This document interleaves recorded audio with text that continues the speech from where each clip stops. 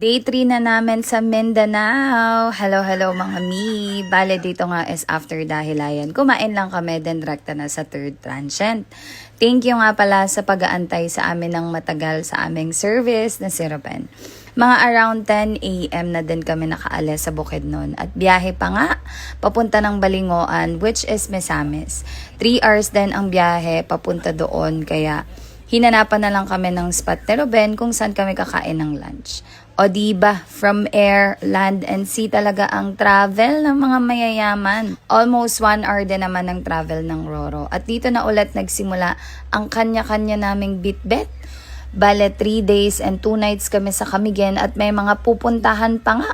Kaya everyday is larga day talaga sa Mindanao. Uy! 1:40 p.m. nga ang sakay namin sa Super Shuttle Ferry. Bale, 360 ang pamasahe ng adult at 160 naman sa kids na 3 to 11 years old.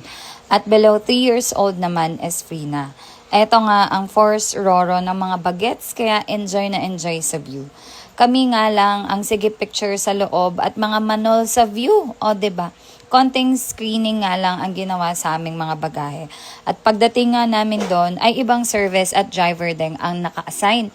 Inayos na nga ni Ma'am Pine Dondoy dahil si Ruben ay within Bukidnon lang. Pwede din naman isakay ang service sa Roro pero may ibang pamasahe nga din siya.